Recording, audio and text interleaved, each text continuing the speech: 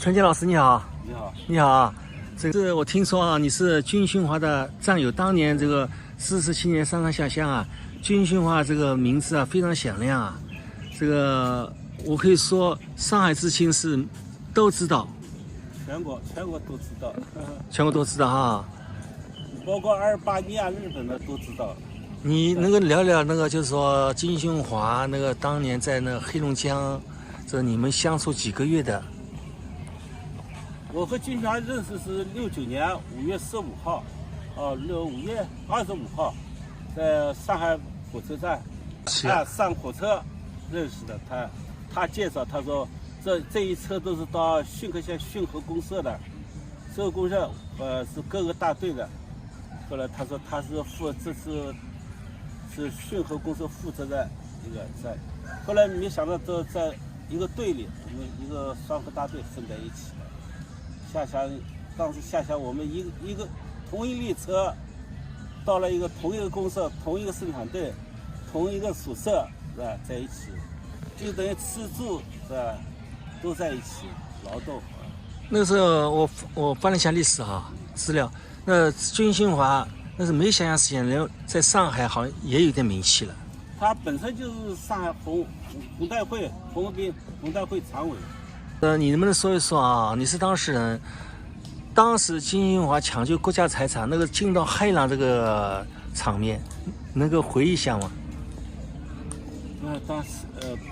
当时这个8月15号，我们在地里，在河边的地里在劳动，后来是生产队长过来说，跟那个民兵连长说，就在河边的那个战备电柱要被洪水给冲走了，因为在冬天时候卸下的木头嘛，在岸边堆着，当时没及时往村里面运，就在涨洪水了嘛，涨大水要给冲掉了，说去几个人把它往岸上干一板。后来金训华就说陈建还有一个执行管根成，我们3个就去了。去了以后，金训华一看那个电线杆子就电柱呗，已经在水里已经飘了。他一边脱衣服一边喊说：“陈建，我们赶紧下去捞吧。”他就下去，我跟着也下去到了河里，这就是浪很大的浪，因为我们边上有个东北说一个塔头垫子抛着，那个水也满了，把我们直接冲到河里，冲到大河里主流。后来冲到河里就觉得，我当时觉得那个。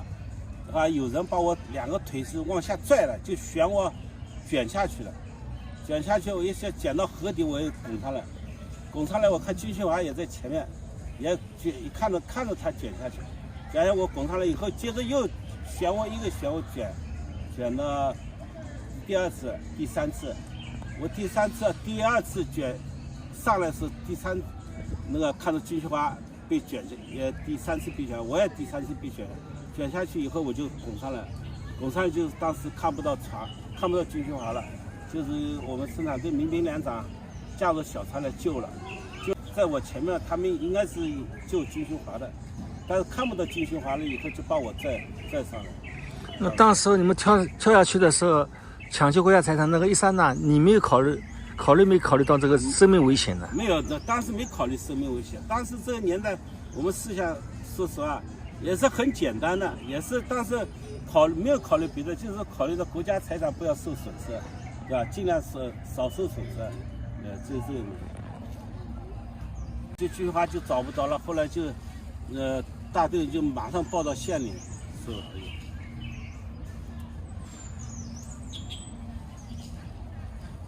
平静一下，陈老师。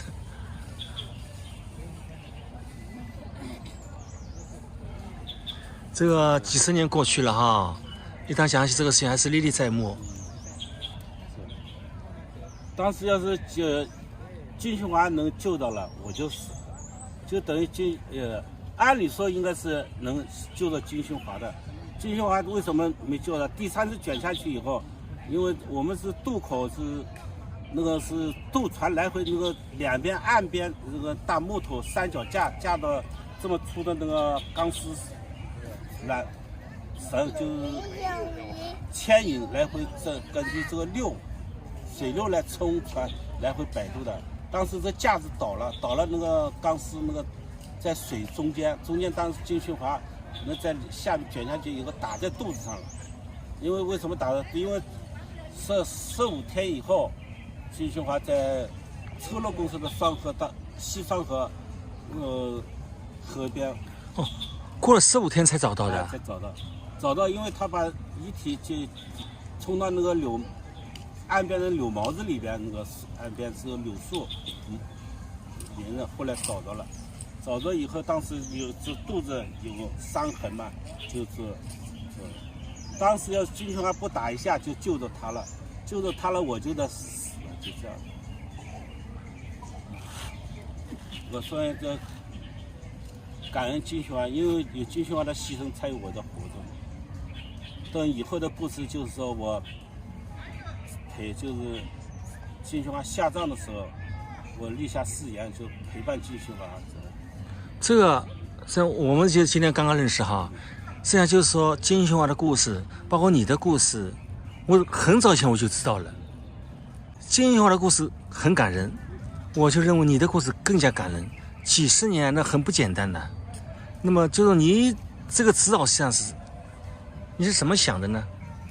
就想当时我很简单，金训华牺牲我活着了，当时金训华救着金训华了，我就死了，这是很简单的事情。生死之交嘛，别人是体会不到这个。对。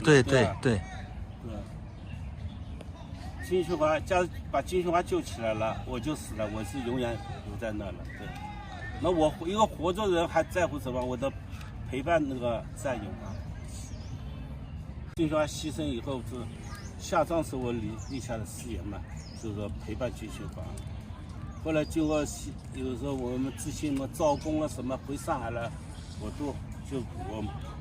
不回去了。那79年大返城了，我都不回去，因为我是许下的诺言嘛，我要陪伴金训华嘛。因为我们都走了，金训华一个人留在那很孤单的，对吧？对。怎么有一个人陪着他，能好一点？自己的心里也得到安慰。对。假如我死了，不是也永远留在那了吗？我毕竟还活着，是吧？那么就在那边工作了。就每年就要去看他几次。每年就经常，一开始说双河大队的时候，我因为工作的关系嘛，去的比较少一点，比较少。后来就是说95年把他迁移到那个县里的历史陵园了，那我就经常去看看，没什么事了，休息时候我就看看了。也是一个牵挂。